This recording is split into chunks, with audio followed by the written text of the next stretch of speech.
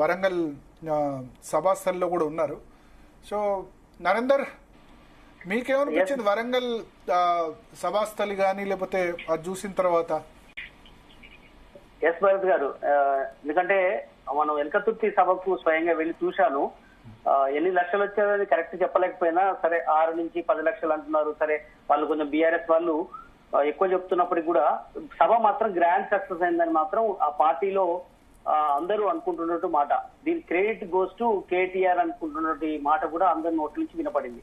అంటే వాస్తవానికి ఈ సభకు ఆ స్థాయిలో వస్తారా? ఎందుకంటే ఎండ బాగా ముదిరిపోయినటువంటి సందర్భం ఏప్రిల్ 27. కానీ తప్పని పరిస్థితి, ఎందుకంటే రజతోత్సవ సభను ఘనంగా జరపాలి. అందులో ఈ ఏప్రిల్ 27 అంటే ఎండాకాలం కాబట్టి ఎట్లా అరేంజ్ చేయాలనేది చాలా కత్తి మీద సామా పార్టీ దాదాపు 15-20 రోజుల ముందు నుంచి పక్కడ్బందీ ప్లాన్ చేసింది. కేసీఆర్ స్వయంగా ఫామ్ హౌస్ నుంచి అందరికీ ఆదేశాలు అందజేయడం, జిల్లాల వారీగా మీటింగ్లు పెట్టడం, ఈవెన్ హరీష్ రావు, కేటీఆర్, కవితతో సహా అందరినీ ఇన్వాల్వ్ చేసి మాట్లాడించే ప్రయత్నం చేశారు. అయితే దీనికి మాత్రం మొత్తం పగ్గాలు మాత్రం కేటీఆర్ కే అప్పచెప్పినటువంటి పరిస్థితి మనం చూసాం. అంటే మీడియాలకు ఇంటర్వ్యూ ఇవ్వడం కానీ, అదే సమయంలో అక్కడ తన అనుచరులతోటి తన ఎవరైతే ఉన్నారో ముఖ్య నేతలు, వరంగల్ జిల్లా వాళ్ళే కాదు ఇతర జిల్లాలకు సంబంధించినటువంటి లీడర్లు కూడా ఆయన అనుకున్నటువంటి వర్గం ఉన్నటువంటి వాళ్ళే. ఉదాహరణకు వరంగల్ సంబంధించి చూస్తే అక్కడ ఎర్రవల్లి దయాకర్ రావు కాస్త హరీష్ రావుకు దగ్గర ఉంటాడనే పేరుంది. కానీ కేటీఆర్ కు దగ్గరగా ఉన్నటువంటి పోచంపల్లి శ్రీనివాస్ రెడ్డి కానీ, పెద్ది సుదర్శన్ రెడ్డి కానీ, దాసే వినయ్ భాస్కర్ కానీ, ఈ నలుగురు చాలా కీలకమైనటువంటి పాత్ర సభ సక్సెస్ లో ఉన్నారు. ఇదంతా కూడా కేటీఆర్ ఒక్కసారి మాత్రమే వెళ్ళొచ్చారు. కానీ మిగతా టైం అంతా వీళ్ళే దగ్గర ఉండి చూశారు. 1200 ఎకరాల్లో ఆ ఎల్కదుర్తిలో పెట్టినటువంటి సభను విజయవంతం చేసేందుకు మంచినీళ్లు, మజ్జిగ మొదలు పెట్టుకుంటే అక్కడ ఉన్నటువంటి వాళ్ళకి ఇబ్బంది ఏం రాకుండా వీళ్ళు సక్సెస్ చేయారు. ఒక్క చిన్న ఇన్సిడెంట్ జరగకుండా కూడా చాలా పకడ్బందీ ప్లాన్ చేశారు. అనుకున్న స్థాయిలోనే జనం కూడా వచ్చారు.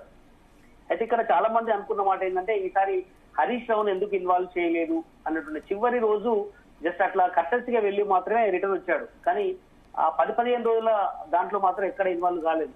మనం చూస్తాం దాదాపు 2001 పార్టీ స్థాపించినప్పటి నుంచి కూడా కేటీఆర్ వెంటనే ఆయన మేనమామ వెంబటి ప్రయాణం చేసిన దాంట్లో ఆ కుటుంబంలో ఆయన ఒక్కటి మాత్రమే ఉన్నారు ఫస్ట్. తర్వాత 4-5 ఏళ్ల తర్వాత కేటీఆర్ వచ్చారు. ఆయన 2018లో ఎమ్మెల్యే అయితే 2014 ఎమ్మెల్యే హరీష్ రావు. అయితే చాలా ట్రబుల్ షూటర్ గా పేరుంది హరీష్ రావుకి. వాస్తవానికి ఉప ఎన్నికల్లో ఎక్కువ మందిని గెలిపించిన క్రెడిట్ కూడా ఆయన. కేసీఆర్ ఏదైనా బాధ్యత అప్పచెప్పిందంటే హరీష్ రావుకి అది సక్సెస్ చేసుకొని వస్తాడన్న పేరుంది. అది ఇంతకాలం జరిగిపోయింది, 20 ఏళ్ల దాకా నడిచిపోయింది. కానీ గడిచిన 4-5 ఏళ్ల నుంచి మనం అబ్జర్వ్ చేస్తున్నాం ఇద్దరి మధ్య ఏదో సంథింగ్ కోల్డ్ వార్ నడుస్తోంది అనే చర్చ పార్టీలో నడుస్తుంది, బయట ఇతర పార్టీలో కూడా అనుకుంటున్నట్టు మాట. వాళ్ళు హరీష్ రావునే టార్గెట్ చేసుకొని కూడా అవతల పార్టీ వాళ్ళు మాట్లాడుతున్నారు. కానీ దీనికి మాత్రం ప్రెస్ కాన్ఫరెన్స్ లో మాత్రం ఇద్దరు ఎక్కడ కూడా అలాంటి అవకాశం ఇవ్వకుండా కౌంటర్ ఇస్తున్నటువంటి పరిస్థితి ఉన్నాం. కానీ ఇక్కడ ఒక వర్గం ఒకప్పుడు హరీష్ రావు సీరియస్ పాలిటిక్స్ లో దాదాపు కేసీఆర్ వారి వెంబటి దాదాపు ఈ 15 ఏళ్ళు మనం చూస్తున్న సందర్భంలో అందరూ ఆయనకి ఎంతమంది ఫాలోవర్స్ ఉండేవో కేటీఆర్ కూడా అంతే మంది ఉండేది. కానీ రాను రాను హరీష్ రావుకు అనుచరులుగా ఉన్నటువంటి వాళ్ళు కూడా కేటీఆర్ కి షిఫ్ట్ అయినటువంటి పరిస్థితి మనం అబ్జర్వ్ చేస్తున్నాం. ఎందుకంటే ఐటీ మినిస్టర్ గా సక్సెస్ఫుల్ కావడం, వర్కింగ్ ప్రెసిడెంట్ గా మేజర్ గా హరీష్ రావు. అక్కడ మీరు సభా ప్రాంగణంలో ఉన్నారు కదా, కేవలం ఇద్దరికి సంబంధించిన ఫొటోస్ మాత్రమే కనబడ్డాయి కదా మొత్తం ఓవరాల్ గా ఎక్కడ చూసినా? ఎస్ భరత్ గారు, నిజమే. ఎందుకంటే 40 అడుగుల ఎత్తులో ఉన్నటువంటి వ్యక్తులు కేటీఆర్, కేసీఆర్ మాత్రమే కనిపించాయి. ఎందుకంటే పార్టీ అధినేతగా కేసీఆర్ వెల్కమ్ చెప్పే ఉన్నాయి, ఇక్కడ ఉంది. స్క్రీన్ వెనకాల కూడా రజతోత్సవ సభ 25 ఏళ్ల సభ సంబంధించి బ్యాక్గ్రౌండ్ కూడా కేటీఆర్ మాత్రమే పెట్టారు.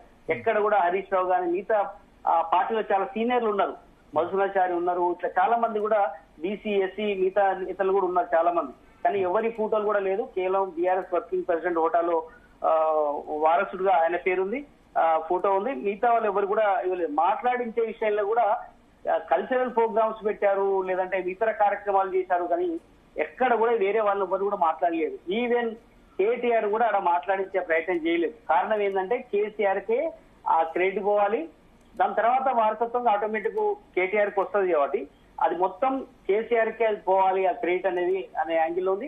సభ సక్సెస్ విషయంలో మాత్రం కేటీఆర్ కు వెళ్లే విధంగానే ప్లాన్ చేయడం జరిగింది.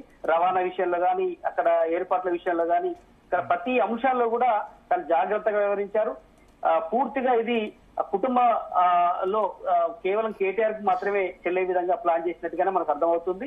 ఇదంతా ప్లాన్ గా జరిగిందనే ఒక చర్చ అయితే కూడా పార్టీలో ఉంటుంది. ఇప్పుడు కేవలం డిసైడ్ చేసుకుని చేశారు కదా, ఇద్దరు ఫొటోస్ మాత్రం పెట్టడం బీఆర్ఎస్ రైతోత్సవ సభ ఈజ్ ఈ want to send clear message, నా తర్వాత కేటీఆర్ అని మెసేజ్ పంపించారు అంతే కదా. ఎగ్జాక్ట్లీ భరత్ గారు. ఎందుకంటే అక్కడ గడిచిన మనం కొన్ని ఏళ్ళుగా చూస్తున్నాం ఈ సభ ద్వారా. గతంలో సభలు చాలా మనం చూసాం, సింహ గడిచిన సభ కానీ దాని తర్వాత జరిగే సభలు కూడా అప్పుడు హరీష్ రావు ఇన్వాల్వ్మెంట్ ఎక్కువ ఉండేది. ఉప ఎన్నికల్లో ఏ రకంగా సక్సెస్ చేశాడో సభలు కూడా చేశాడు. కానీ ఇది ప్రెస్టేజ్ ఇష్యూ అయింది, 25 ఏళ్ల సభ కాబట్టి అది కేటీఆర్ ద్వారానే ఈ సభ సక్సెస్ కావాలి అనే ఇండికేషన్ ని అటు పార్టీలో ఉన్న క్యాడర్కి వెళ్ళిపోవాలి, రాష్ట్రంలో నేతలకు కూడా వెళ్ళిపోవాలనేటువంటి ఒక చర్చ కూడా దారితీసింది.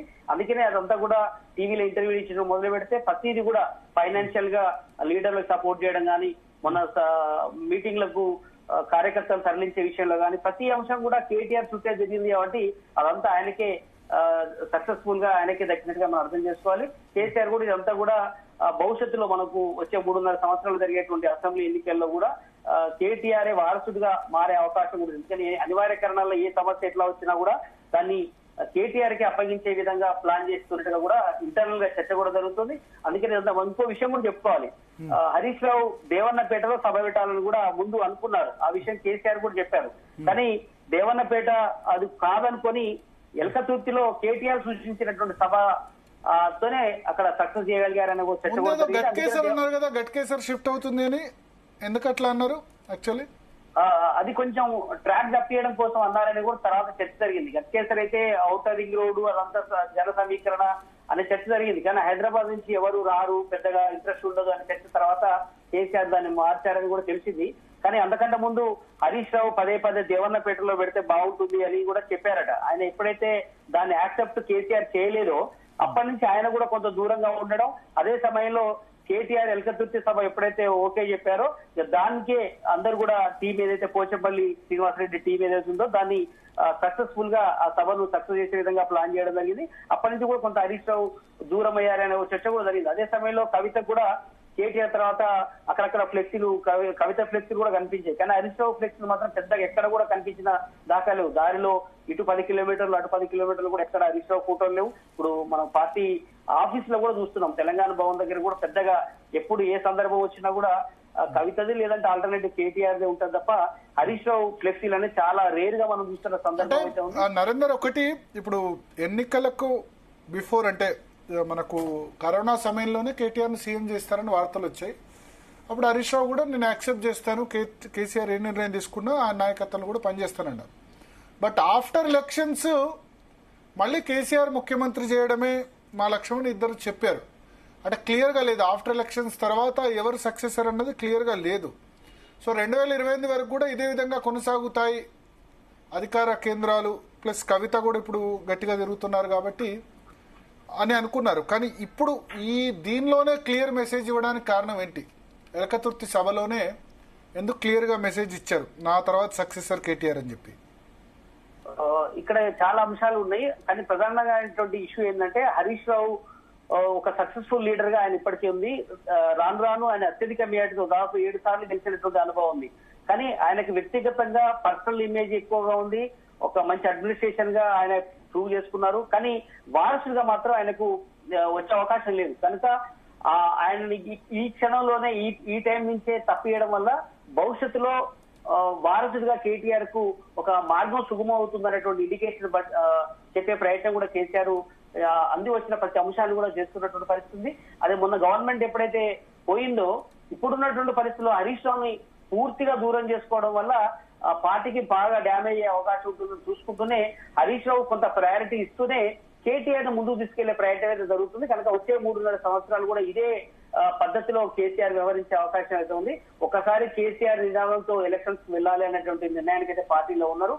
ఒకవేళ కేసీఆర్ ముఖ్యమంత్రి, ఒకవేళ అధికారులు బీఆర్ఎస్ అనుకున్న సీట్లు వస్తే కేసీఆర్ ముఖ్యమంత్రి అవుతారా, లేదంటే కేటీఆర్ నే నేరుగా సీఎం అభ్యర్థిగా ఎంపీ సమావేశంలో డిసైడ్ చేస్తారనే చర్చ కూడా పార్టీలో ఇంకా కూడా కొనసాగుతుంది. కానీ ఏదైనప్పుడు కూడా కేసీఆర్ బొమ్మతోటే వచ్చే ఎలక్షన్ దాకా పోవాలన్నటువంటి నిర్ణయానికి అయితే ఆ పార్టీ చాలా సీరియస్ గా కసరత్తు చేస్తుంది. అందుకని హరీష్ రావు ఎక్కడ కూడా నెగ్లెక్ట్ చేయొద్దు అన్నటువంటి నిర్ణయానికి అయితే వచ్చారు. కేవలం ఈ సభ కాబట్టి కేటీఆర్ వర్కింగ్ ప్రెసిడెంట్ హోదాలో ఉన్నందునే ఫ్లెక్సీ పెట్టామనేటువంటి ఒక సమర్థించుకునే ప్రయత్నం అయితే టీఆర్ఎస్ పార్టీ శ్రేణులు చెప్తున్నాయి. కానీ ఖచ్చితంగా ఇంటర్నల్ కొంత కోల్డ్ వార్ అయితే ఉన్నటువంటి పరిస్థితి అయితే అది బహిరంగ రహస్యంగా చెప్పాలి భరత్ గారు.